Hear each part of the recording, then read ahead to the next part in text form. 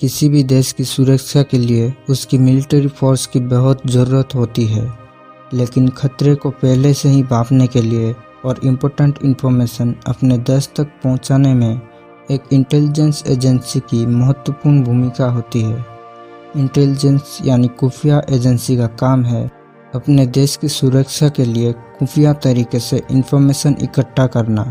दुनिया भर में कई सारे खुफिया एजेंसी मौजूद है, जैसे अमेरिका का CIA, इजराइल का मोसाद, इंडिया का रॉ, UK का MI16 और चाइना का MSS।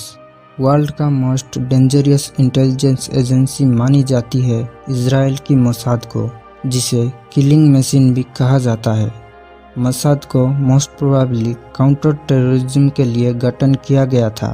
इसके नाम से ही इसके दुश्मन कांपने लगते हैं, चाहे ऑपरेशन थंडरबोल्ट हो, जो अपने देश के नागरिकों को आतंकवादियों के द्वारा किडनैप करने के बाद उन्हें बचाने के लिए किया गया था, या फिर ईरानियन न्यूक्लियर साइंटिस्ट का हत्या 1600 किलोमीटर दूर से करना हो, सारे ही मोसाद के वजह से हो पाई।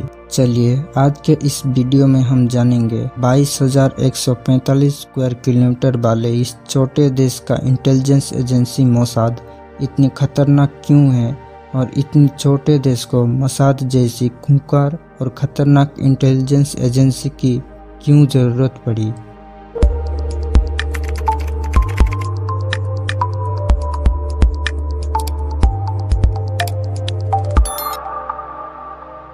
मोसाद की स्थापना 13 दिसंबर 1949 को इजराइल के first prime minister David Ben Gurion के सजेशन में किया गया था। मोसाद को बनाने का मकसद था इजराइल की मिलिट्री इंटेलिजेंस एजेंसी अमन और internal security agency Shin Bet के बीच कोऑर्डिनेशन बना के इजराइल की सुरक्षा करना। इजराइल देश की स्थापना 14 मई 1948 को यूनाइटेड नेशन के सजेस्ट में पैलेस्टाइन के अंदर ज्यूस लोगों के लिए किया गया। ज्यूस लोग इजराइल को अपनी प्राचीन घर मानते हैं। इससे पहले ज्यूस लोग अलग अलग देशों में बटे हुए थे। अरब देश इसे विरोध करते हैं और इजराइल को एक देश की मान्यता नहीं देते। इसलिए 1948 में ही सारे पड़ोसी देश मिलकर इजराइल की स्थापना होने के बाद उनके ऊपर अटैक कर दिए थे, लेकिन सारे देशों को हार झेलना पड़ा था। इजराइल सारे दुश्मन देशों से घिरे होने की वजह से हर वक्त उसके ऊपर खतरा मंडराता रहता है। खतरे से बचने के लिए और अपनी जनता की सुरक्षा के लिए इजराइल ने शुरुआत की national security agency Mossad. Mossad अपने खूंखार ऑपरेशन के लिए जाना जाता है। अपने दुश्मन को दुनिया भर में ढूंढ के मारता है, चाहे वो कहीं भी छुपे हो। इसका अंदाज़ा आप इस बात से लगा सकते हैं कि जब जर्मनी में 5 दिसंबर 1972 को ओलंपिक्स गेम के दौरान इजरायली प्लेयर्स के ऊपर 8 पैलेस्टाइन आतंकवादियों ने हमला कर दिया था। 2 प्लेयर्स को मार के 9 प्लेयर्स को बंधक बना लिए थे। मोसाद की ये एक उसूल है कि वो आतंकवादियों से बात या समझौता नहीं करता। इसलिए इजराइल जर्मनी में घुस के ऑपरेशन करना चाहता था, लेकिन जर्मनी परमिशन नहीं देता है। फिर बाद में वो 9 प्लेयर भी मारे जाते हैं। इस ब्लैक सितंबर की घटना को इजराइल कभी भूल नहीं सकता। उसके बाद मोसाद और इजराइल डिफेंस फोर्स मिलकर ऑपरेशन चलाते हैं। उस हमले में डायरेक्टली और इनडायरेक्टली जुड़े सारे 35 लोगों को चुन चुन के मारते हैं। इस ऑपरेशन करीब 20 साल तक चला था, जब तक सारे शामिल हुए लोग मारे नहीं गए थे। मोसाद अपने दुश्मन को बेरहमी से मारता है। इसका मकसद सिर्फ आतंकवादियों को खत्म करना ही नहीं, बल्कि उनके मन में डर पैदा करना भी होता है। मोसाद में करीब 7000 लोग काम करते हैं। इसका एजेंट आर्मी के बराबर होते हैं। उन्हें आर्मी की तरह खड़ी ट्रेनिंग से गुजारा जाता है। मोसाद के बदौलत इजराइल ने 1967 में अपने 6 पड़ोसी देशों को 6 दिन के अंदर ही हरा दिया था, जिसे 6 डे वार के नाम से जाना जाता है। अब तक अरब और इजराइल के बीच 6 युद्ध हो चुके हैं, उसमें सारे इजराइल की ही जीत हुई है। इसराइल अपने एडवांस टेक्नोलॉजी के लिए भी मशहूर है। अपने डिफेंस इक्विपमेंट कई सारे देशों को बेचता है। इसी टेक्नोलॉजी को इस्तेमाल करते हुए ईरानियन न्यूक्लियर प्रोग्राम के chief scientist doctor Mohsin Fakhrizadeh को ईरान में ही 27 नवंबर 2020 को 1600 किलोमीटर दूर से आर्टिफिशियल इंटेलिजेंस की मदद से मार दिया था। अमेरिका और इजराइल को यह डर है कि अगर ईरान अपने न्यूक्लियर बम बना लेता है तो ये टेक्नोलॉजी ईरान के आतंकवादी संगठन हमास और हिजबुल्लाह को इजराइल के ऊपर अटैक करने के लिए दे सकता है।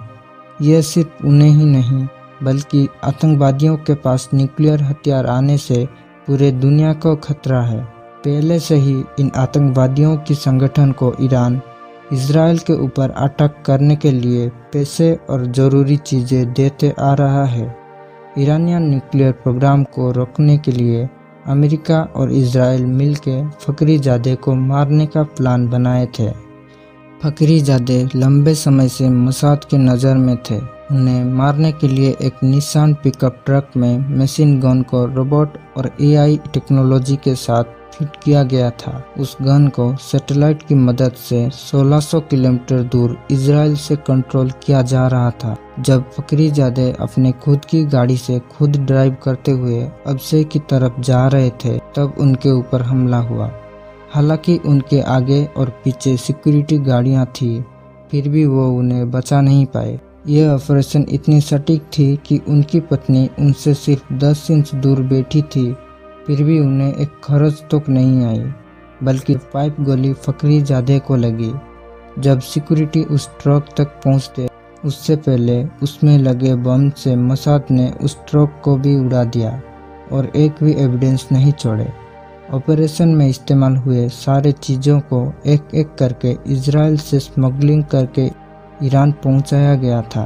फिर वहां सारे चीज़ों को एक साथ जोड़ा गया था। फखरीजादे को मारने से ट्रक की ब्लास्ट होने तक केवल 2 मिनट का समय लगा। किसी को पता चले इससे पहले ही ऑपरेशन कंप्लीट हो चुका था।